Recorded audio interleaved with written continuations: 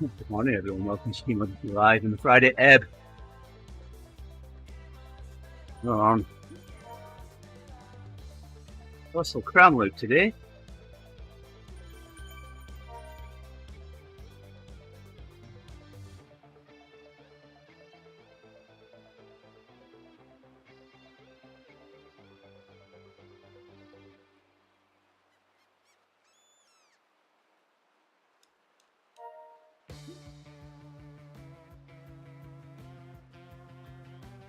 There's a climb coming, Uther.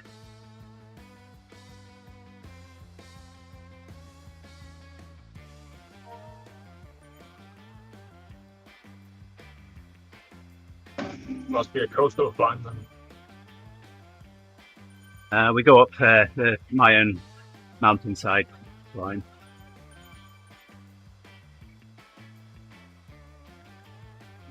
Wow, the lead-in is longer than the routes. I know, it's a long lead-in.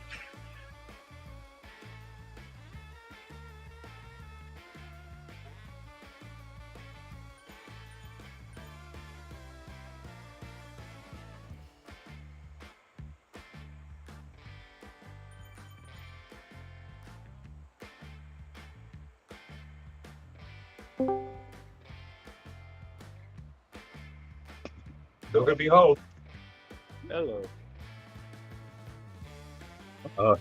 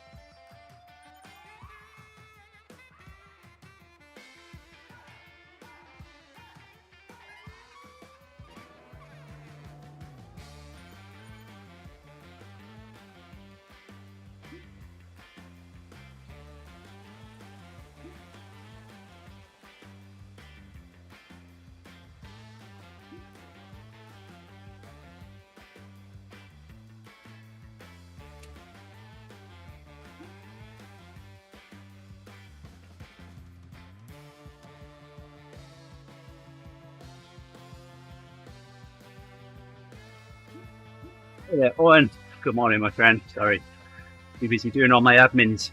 Didn't see you there. How are we this fine Friday morning? Is it a fine Friday morning for you? There's nothing fine about this Friday morning. It's going to be a rainy Friday here. It's not fine, no. Oh, sorry. It is already a rainy Friday here. I'm really down there. You could say, oh, and it's wetter than an otter's pocket there. How's it in Maine, Rick? Not too bad. It's cloudy with a chance, potentially a chance, but I don't think it's supposed to rain today. It's wiki weather tomorrow. Owen. Yeah, so the rain was perfectly timed last night. I mean, it was just kind of very lightly sprinkling until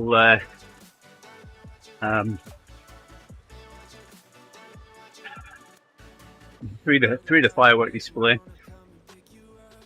But then once it finished, it started coming down. We had umbrellas with us, so it was fine, but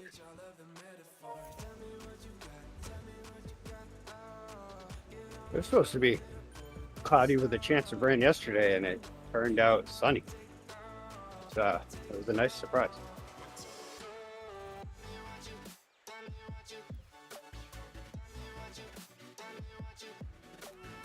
And they moved where they shoot the fireworks from this year. It was very loud. Yeah. Well, I was supposed to be tower climbing again today. Only, there's a chance of thunderstorms. The guy that's kind of trying to organise it all for us, I sent him a message. I said, chance of rain and thunderstorms on Friday. I said, the tower is grounded, isn't it?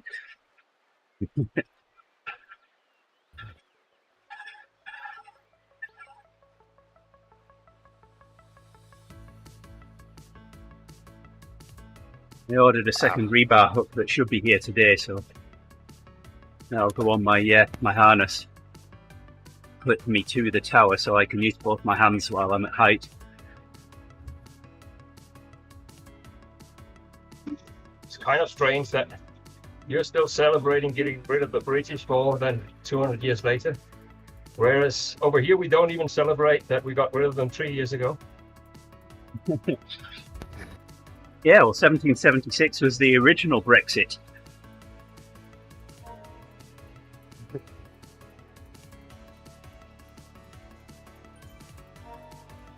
We're celebrating not paying taxes.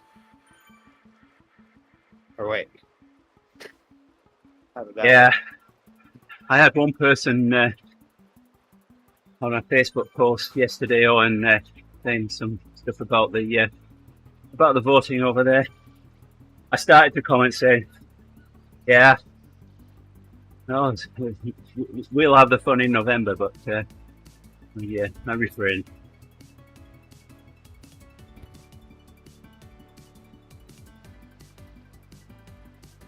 Well, I don't know what to say about the British electorate system. Apparently, Corbyn caught a larger proportional vote than Starmer yesterday in the last election.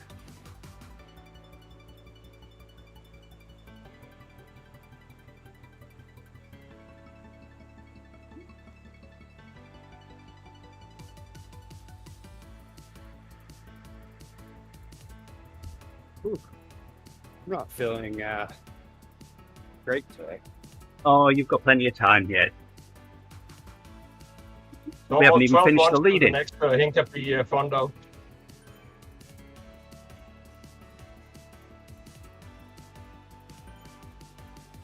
Is your friend George watching the Tour de France with Lance Armstrong? It looks like it when you look on YouTube. Yeah. Yeah, I've been listening to that podcast every day. Those I guys watched them. get Watched when pretty entertaining. Cavendish won. That was priceless. Yeah. Oh yeah. Yeah, it's funny with those guys going back and forth at each other. It actually made it better that one of the first things I asked him on a climb when I got up next to him, I was just like, "Who's faster, you or Lance?" It made it even better because it was like I had no idea they go back and forth about that. Now I understand his laugh.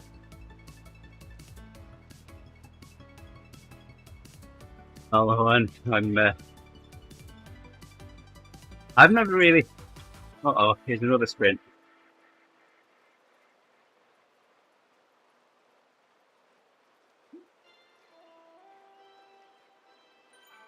Yeah, I'm afraid I'm having like some tooth pain or something. I don't know. My entire throat hurts. The way down here. It's throbbing. Probably got bird flu.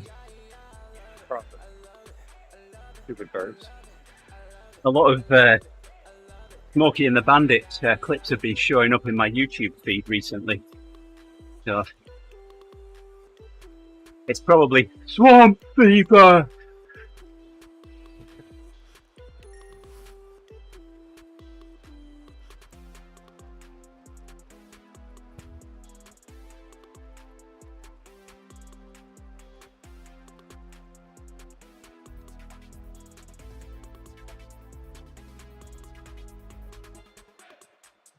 So I broke a rib like 6-7 weeks back.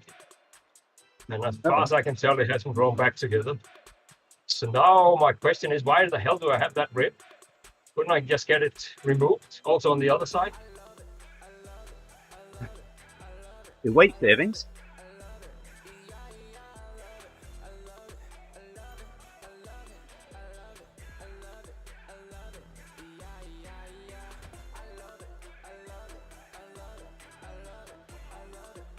I think they call it what? It's called the Garden of Eden ribbondectomy.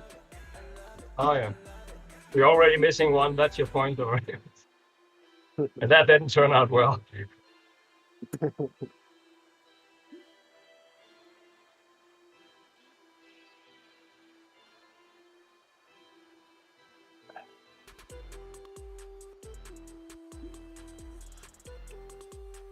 Ooh. This climb is nice. I won on this climb. Well, I won on it being part of the circuit.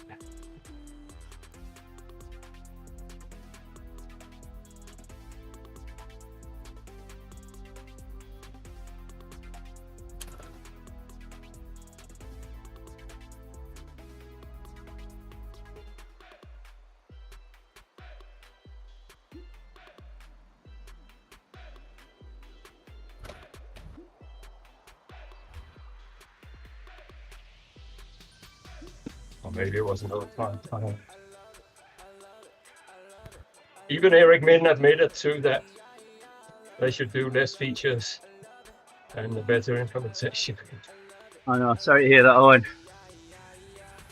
Time for me to hunker down and carry on working from home, I guess. Doing the rounds again.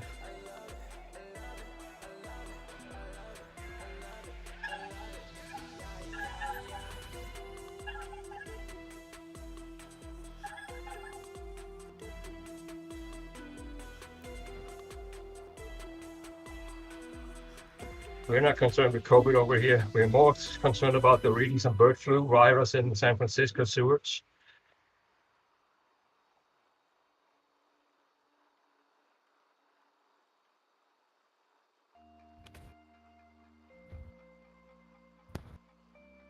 So I was watching a live stream since everybody was heading to TwitchCon in Rotterdam.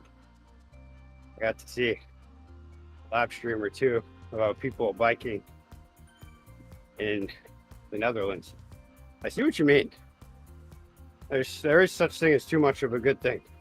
I mean, Rotterdam, I don't know if they were cycling in Rotterdam, but Rotterdam is fairly safe because the Germans bombed the hell out of it. So it's been rebuilt. So it's one of the less dangerous parts, but yes, you need to watch out.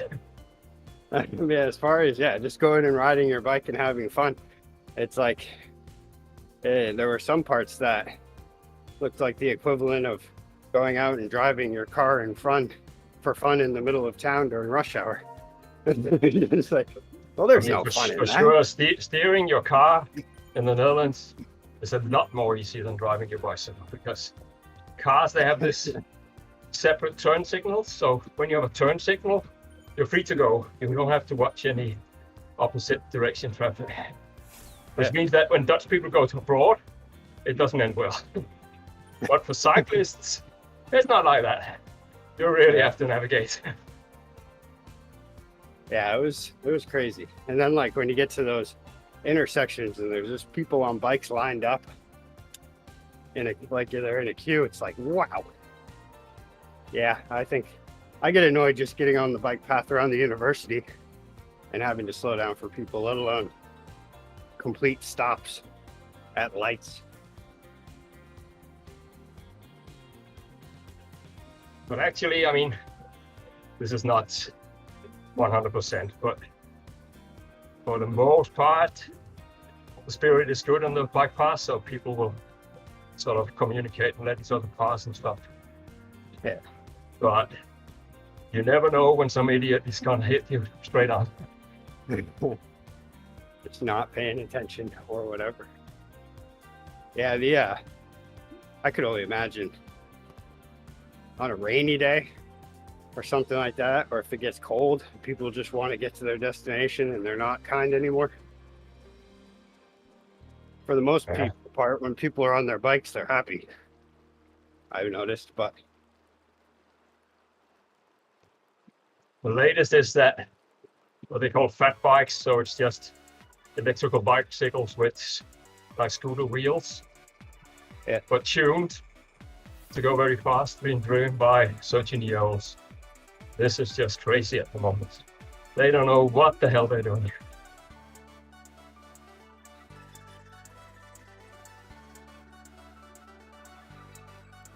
Yeah, I'm guessing there's no like bicycle licensing system. in No, place. because these things are they're limited at 16 miles an hour, but it only takes a 13-year-old whiz kid to remove that blockage, and then all of a sudden they go 30 miles an hour. Yeah, at that point, wrong lane. So they tested in Amsterdam. 50% of the bicycles were tuned. So it's, yeah. They're trying to figure out how now to limit it. Maybe a helmet requirement or something, but it's difficult.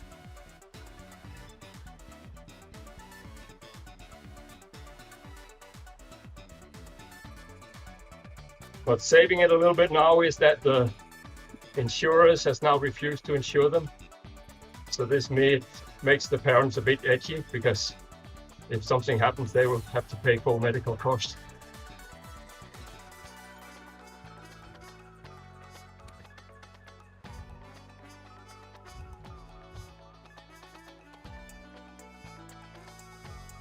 I hate being tapped.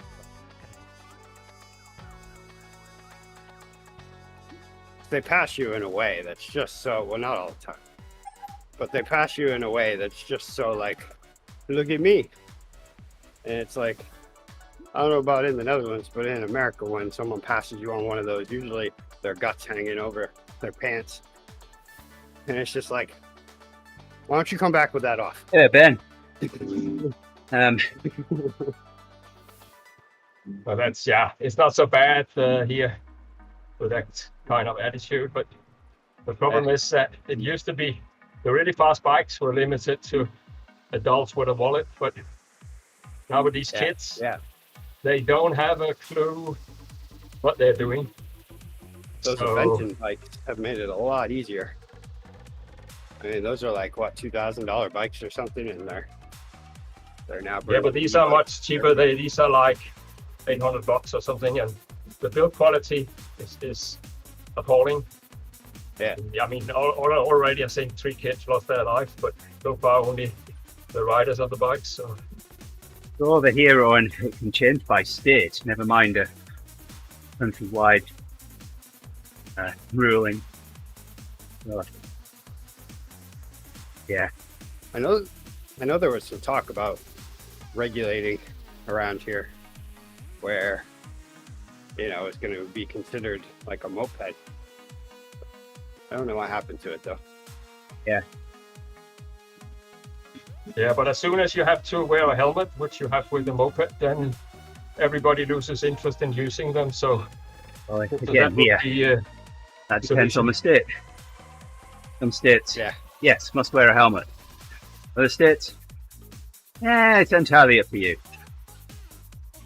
We have I think it's an age limit here for helmets. And even if it is a thing, it's like in a city like Bangor, it's not going to be regulated because they don't even really do speeding pullovers anymore, because it's just understaffed according to what they have. Yeah, but that's the second thing in the Netherlands, that there's no reinforcement whatsoever of anything over here. So you can make all the rules you like. Exactly, yeah. Until you can actually enforce them. What do they mean? Works great for the people who you wouldn't have to worry about anyway, who are going to follow the rules.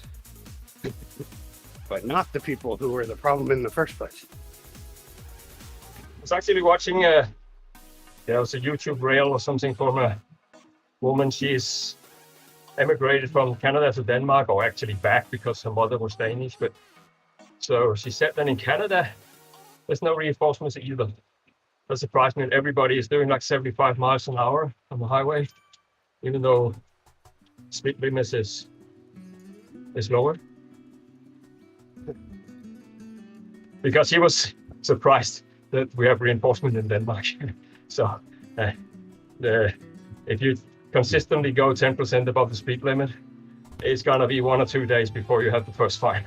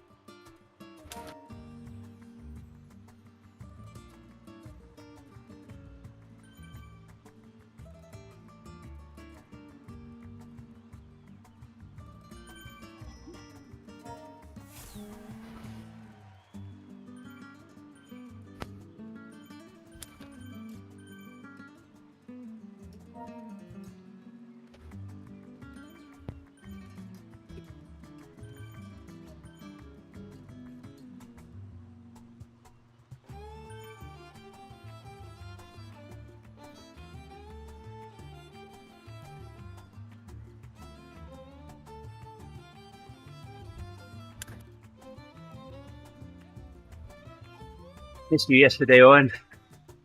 Could have done with another set of legs.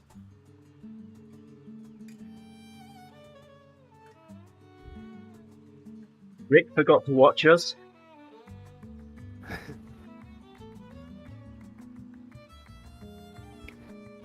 Yeah, believe it or not, yesterday turned busy. And it just felt like a weekend day.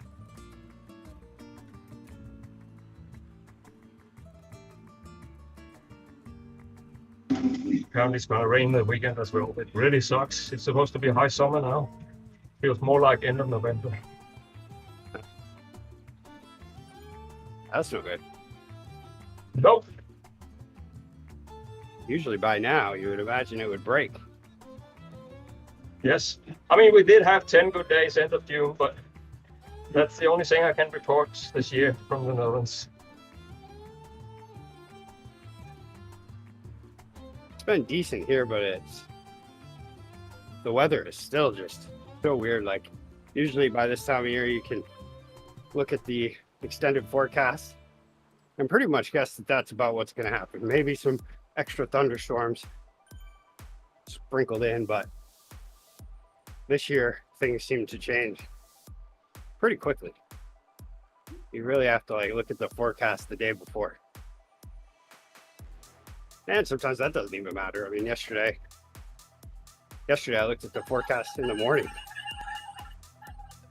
and the night before it said mostly cloudy and chances of rain. And by noontime, it was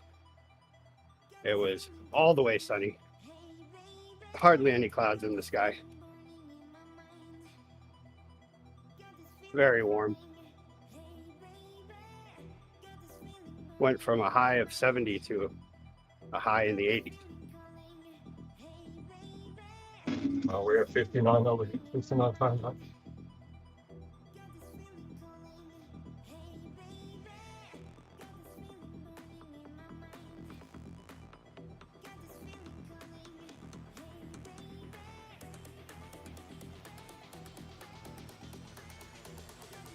Grace and Heidi were in the local parade for Grace's charity gym. I bet you were cheering by the side of the road. No, I stayed home. Oh, come on, Dad. I thought That's about not what riding dads my do. bike down, but well, yesterday Dads stayed home and tidied things up because plans had changed from going out to a lake to right here at my house. So we had some people over and things needed to be tidied a bit.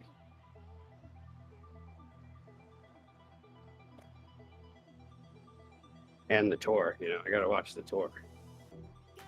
Even though on a stage like yesterday, we all know it's not good until the last 5 kilometers.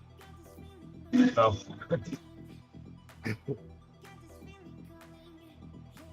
today's gonna be more exciting, but it's also only the last half hour or something you have to watch. Yeah. Oh yeah. Yeah, that's true. Pretty much.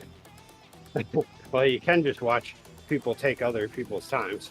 I guess that's all you get in the beginning. People take other people's times. Eventually, one of the times stands. Then nobody can beat the time. Then finally, someone beats the time. Then that time gets completely obliterated by the time the top 15 go. Yeah, Michael Murko is pissed. He had the last spot, so he's supposed to begin as the first today. But somebody nicked it yesterday because he had to try to lead out Cavendish. It didn't materialize, but I mean, Yeah. you can't defend your last spot when you have to be in the front. Yeah, very true.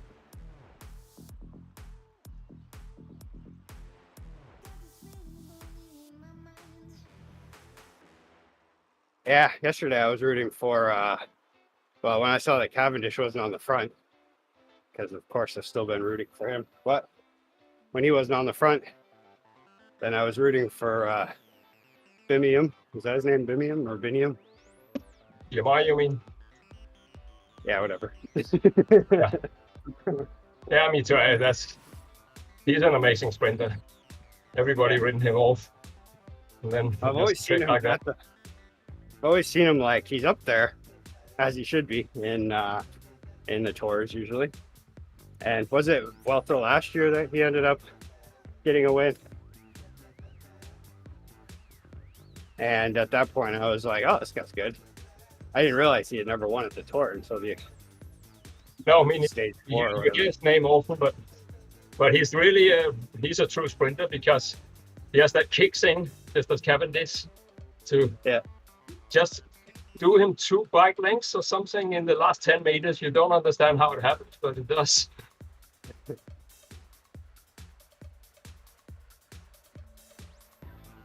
But yet they talk about him like he's not a pure sprinter. Yeah, I don't know, but he did there. Maybe. It was just exceptional. He does seem almost like a Wout Van Aert or something, where he's like strong rider, might not be a pure sprinter, but has the ability to do it. And I mean, with that win, I'm sure that just got him going. So now he's gonna be going for the win each one. Well, now he knows how to get the cork off the champagne without damaging his eye. So Yeah.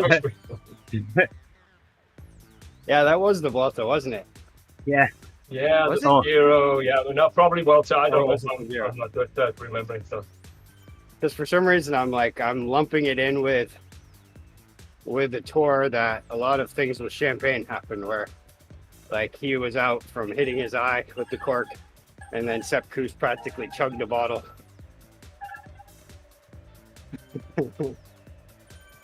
Like, wait, what? Yeah, This guy's they gonna go out and focus win. so much on the riding, but it's completely other skills you need. I don't know, and I'm ignorant of these things.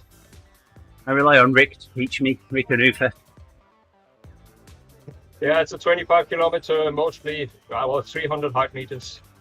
So it'll be less than 1,000 feet. Andy's just today. wait. So it's gonna be Andy, interesting to see. Andy just waits for a chance to have an F1 minute.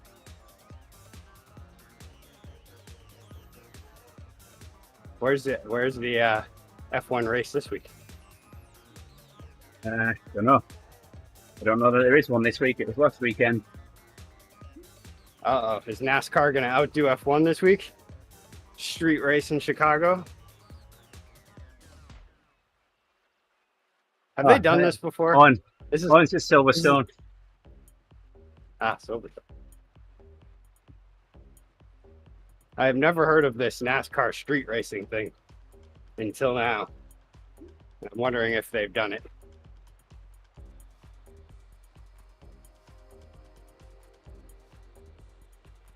Is that the same Silverstone from Top Gear that they've been to a few times? That has to be the same.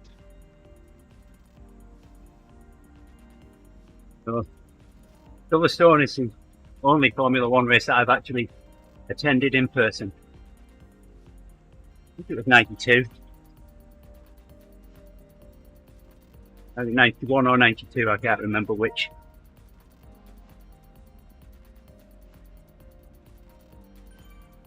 I still don't believe that the drivers actually drive those cars. I think they're radio controlled. They look like radio controlled cars, just really big ones.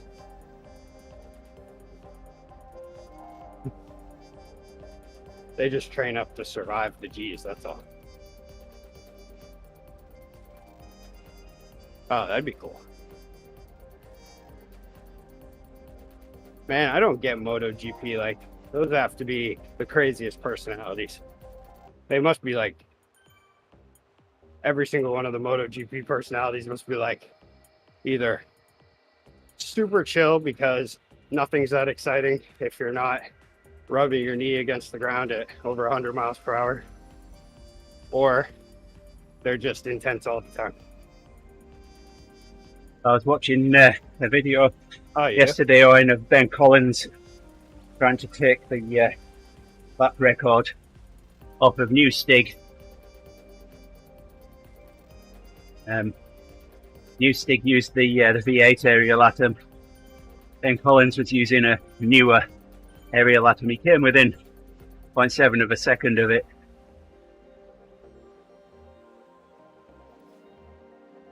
Well, I could say that about a few people that I know, and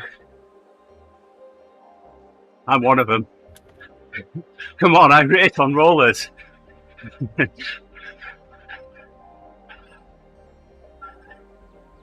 Yeah, Isle of Man TT. Holy. How many other people do you know that race riding on rollers?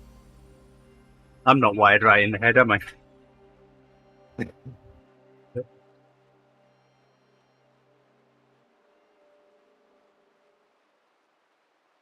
I'm still really trying to get my lean into the corners on a bicycle right. My body doesn't want to lean that far when I'm going fast into a corner. Well, your body shouldn't lean. Your bike should lean. You should stay upright. The other thing is motorcycle. Okay, that means I'm doing it right then. Because my body does not Yes. want to lean. No, but then you get slower. I always feel awkward when I'm going into corners. I'm like, yep, messed that one up. Okay. Especially like when I'm with a group and we're just cruising 45 and I want to hit the brakes. And I'm like, oh, we're not hitting the brakes. Okay, here we go. We're gonna make we're gonna make this right-hand corner. All right. Starting to get used to it though. Where these group rides come in good. There's a lot of like the town we did last time, Orrington. That one's really good for the downhill and then taking a right on the next road. It's like, oh, okay, here we go. These guys are not going to slow a bit.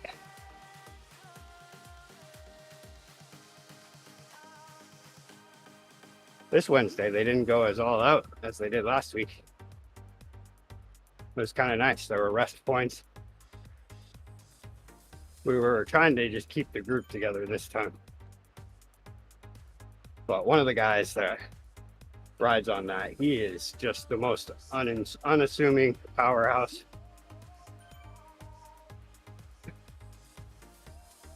I guess he used to be a competitive cross-country skier. Oh, they're dopers, big time. Well, that would explain his quads. He's not a big guy at all. But man, once you ride behind him, it's like, whoa, look at those things he has. Those fairings he has just hanging on the side of his legs. No, but I think that's extreme endurance sport, so you don't need to be big actually, but it's I think the only sport that is more extreme than cycling in endurance. Yeah, he was saying I should get into it. And I was like, well, I mean, I should get a winter sport since I live in the winter pretty much. But I don't know. I was like, I've just never been able to really like connect with a sport that involves snow. I don't like celebrating snow. I mean, I should. It would be smart. living in Maine and all, but there's something wrong with my personality where even if I live amongst something doesn't mean I don't want to fight it at all times. We have a common history with Norwegians being in the state union for more than 500 years, and we sort of arranged that if we do cycling, they do cross-country skiing.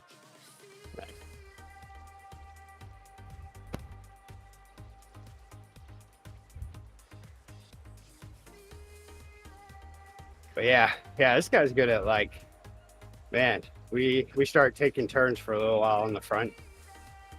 And I was giving him, pretty good. I wasn't going like all out, but then he took the front and I'm pushing pretty hard to stay on his wheel. And then we get on to the steeper part of the hill that we were going up. And man, he gave a kick and just took off. And I stayed on his wheel, but it was like, I'm over there struggling. Just like, wow. And then afterwards looked at his Strava and he never even left the 160s. I was in the 170s on that climb. The really extreme sport is ski shooting, so you're coming. So after a Friday ebb sprint, within 10 seconds, you have to get down and get everything under control and then hit a target 200 meters away. My grandfather used to do that. He was in the 10th Mountain Division. And so like, they kind of were the ones who developed that sport in the US and stuff. And they, but yeah, I used to train that way for war, but then also we got into it afterwards. We got into mountaineering and it's just your standard trained athlete has such a big heart that when it throws a beat, it'll probably move his shoulder like an inch. So that's not a good thing if you're trying to shoot. Yeah, it's a crazy discipline for sure.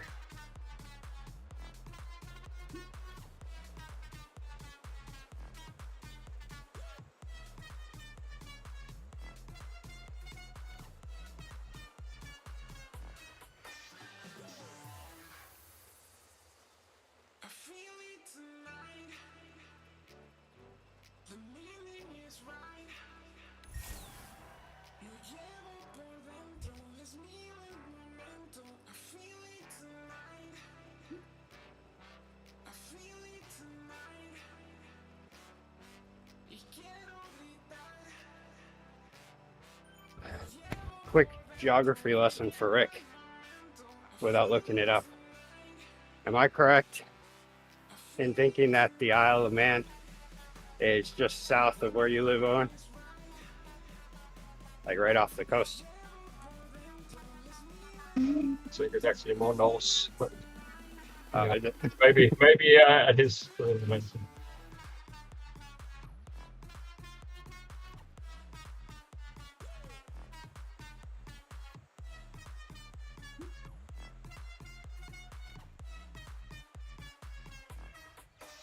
Man, last week I came out in this and like did a sprint before the finish sprint. Felt great. Like just stayed at 14 watts a kilo for longer than I normally would. But I just like couldn't hold myself back. I wanted to do it. This week I'm not having as much ease of that. I was checking Swiss Power earlier today. There's a guy signed up for this event with a 15-second power of 22 watts per kilo, but I think somehow it's disappeared or he disappeared or something. Hopefully they deleted. They just deleted him. They were like, nope, delete.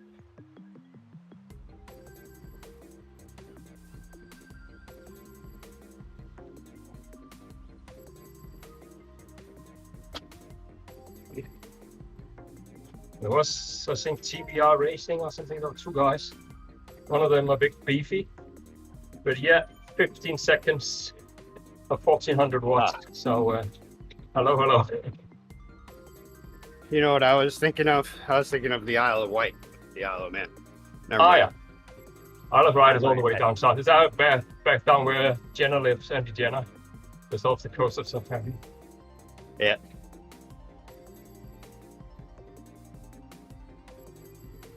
Isle of Man is weird. I can't never remember. It's not part of the United Kingdom, but not part of Great Britain, or the other way around. Or it's really strange.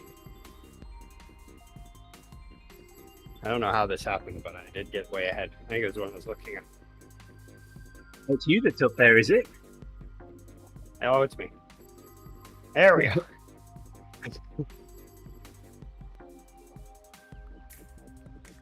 Hey.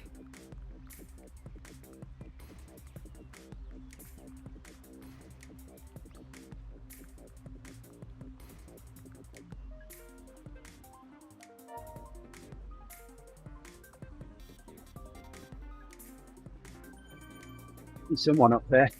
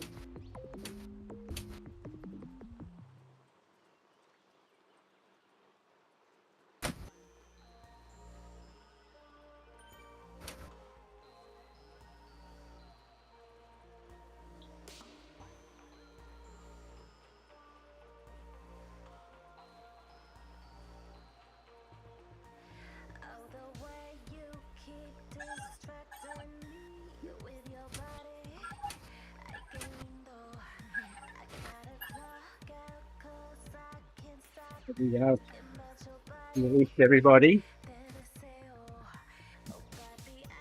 Hey, Andy, pulling out with 12 watts a kilo.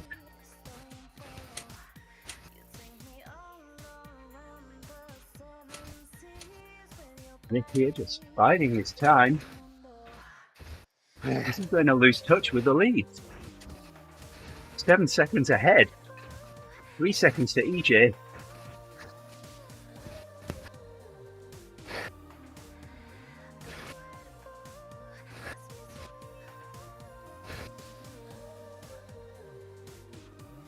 Yeah, Andy's still doing 9 watts a kilo.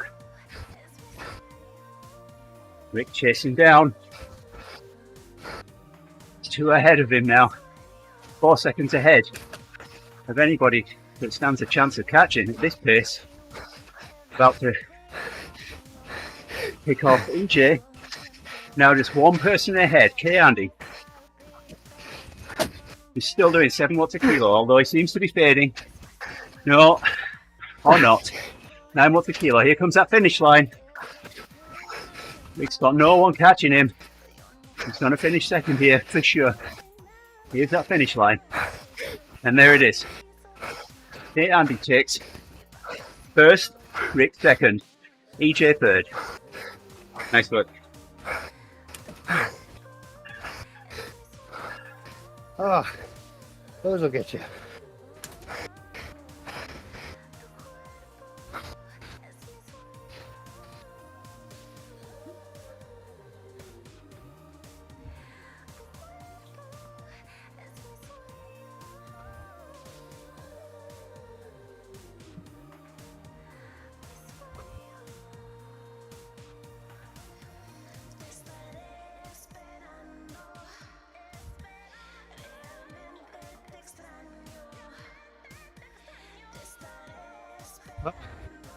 Still did it. That's good.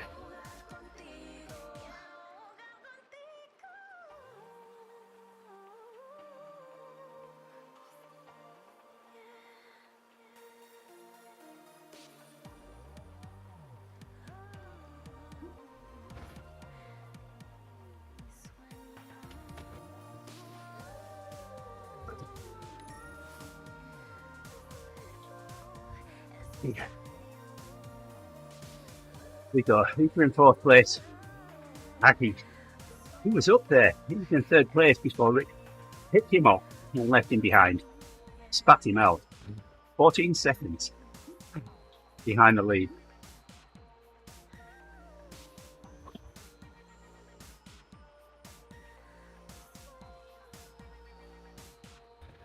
I had the right idea of just keeping a good pace and then catching as everyone tired out, even though that guy wasn't tiring out.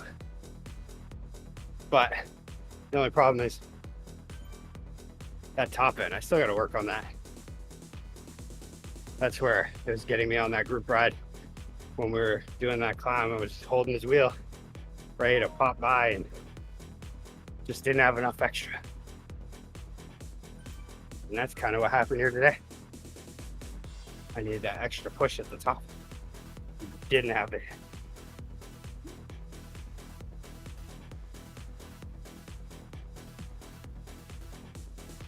Yeah, but that's something strange here, because if you go off at 12 watts per kilo, you're gonna be depleted at some point before you reach the line. You would think so. That's what I was betting on. But I bet on red. You apparently landed on black.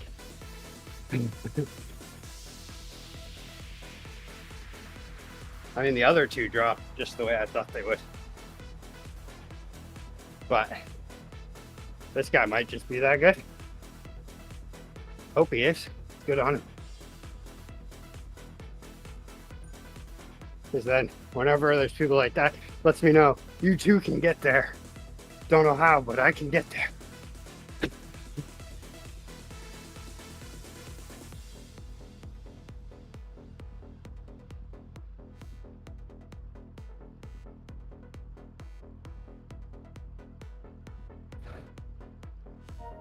Man, you can imagine though, just how like demotivating Tadej Pogacar must be in the Tour. Any race where he's just been going right along at the front with everyone else, going through the same paces, and all of a sudden he just takes off, and everybody's like, I don't know. I just can't. Maybe Yeah, he'll but slow down eventually. still, if you look at his last 20 minutes on Galibier, it was 6 watts per kilo. I'm not saying it's not impressive. I just say that, I mean, most people would be able to get to 5 watts per kilo in their lifetime if they train. So it's, It yeah. does seems like his magic ability is to pick and choose when that time is, to use that power efficiently. Yeah. I mean, he's a puncher, which is quite amazing, and also It's that he's able to do it from after having been gone full out for a long time. So it's fun That's a watching nice people's ability. faces Yeah. when you do that to them. So I used to have a rear view mirror on my helmet, and I was at my church camp meeting. We found a few other cyclists that were up for riding. And we had this little loop. I mean, it was only like 6 miles, so we rode it a few times. And on the last lap, just before we finished the ride, there's a bit of a climb. So I pulled for the entire ride, and we came to that climb. I changed up a gear and powered up it, and the guy that was behind me was already struggling just to stay in my draft. and when I shifted up a gear and started dropping him on the climb, the look on his face, I was looking behind and I watched his face, and it was like, really?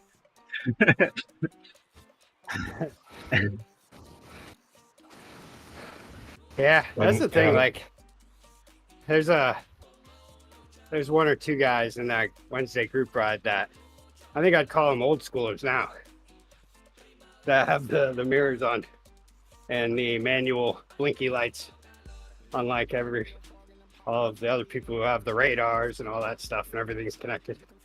But Blinking Thing with lights. We haven't had those since the 80s, I think. But yeah, just the ones you just strap on with a little rubber. They got the little rubber band on them, and they're, probably like $20. But the thing with it though is, like, I'm used to just, if I'm tired, I'll just open up my mouth. But then with those guys, they get me thinking like, oh, better keep my mouth closed. I don't want him to think that I'm tiring out, because I'm not. I just tend to become a mouth breather pretty easily. Sometimes I have to remind myself in zone 2, like, just breathe through your nose, it's fine. Just relax.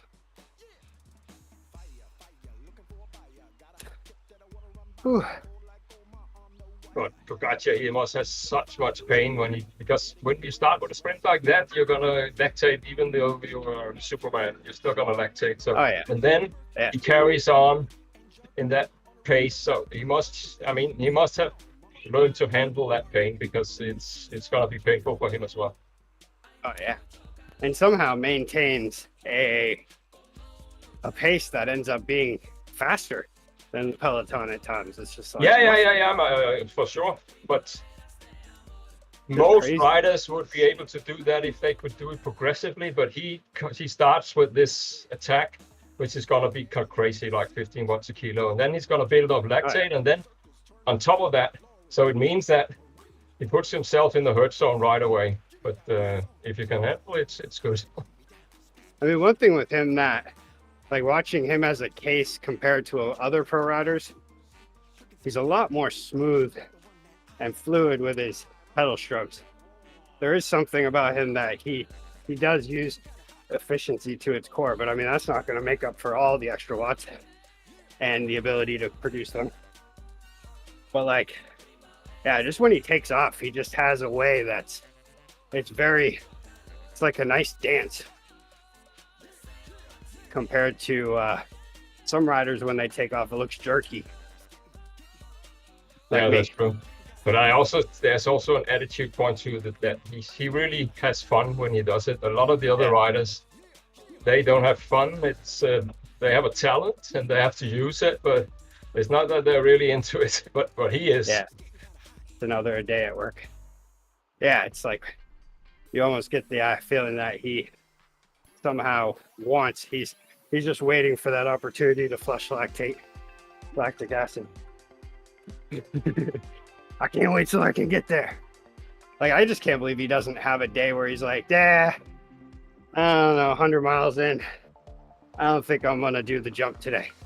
Like, it's just every time he does it as expected. Yeah, but the last 2 tours he has his off days, of course. I mean, not mentally, but physiologically, he went completely down the last 2 tours.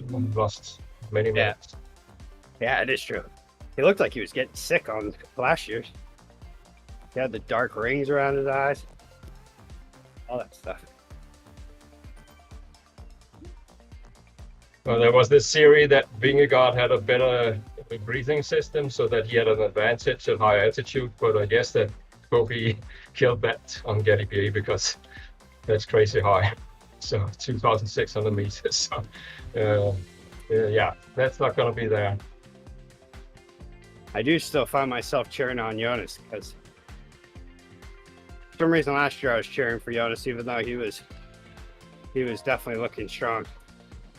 And then now this year there's like that underdog feel, and he's a perfect underdog because he's obviously just got something amazing.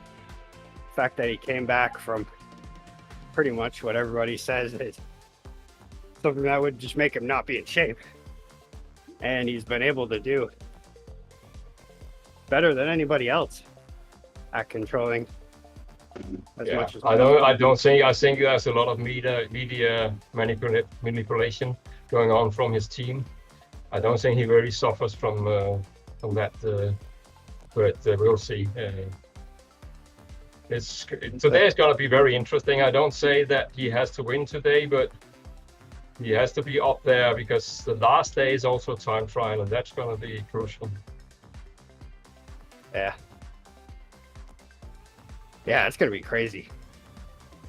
I was really excited about this tour. I'm usually looking forward to it, but not as excited as I was this year leading up to it. I mean, they managed to make it an unusual tour this year because they started so hard. And they've done this other years, but the riders haven't really responded to it. But this year, so it's like I don't know. They worked out perfectly to make it tough. I mean, I'd hate to be riding in this tour, but but it's and then just with finishing with a time trial instead of just an easy day with a sprint. It's going to be awesome. Yeah, I that's think. a good thing. That's a good thing for the race, I think. And It still they leaves it up to certainly they learned something from the Shiro that you cannot make it hard enough. You should just need to put on top and put on top. And it makes it, because now the sprinters that they normally could do a lot in the first week, but it's a certain kind of sprinter that survives into the second week. So that's going to be interesting now to see. Good for Cavendish, I think, actually. Also for Mads Pedersen, if he can come back. But some other, I don't know about the other ones. Maybe Jakobsen is also a good, strong guy. Yeah, he's had kind of an unfortunate time.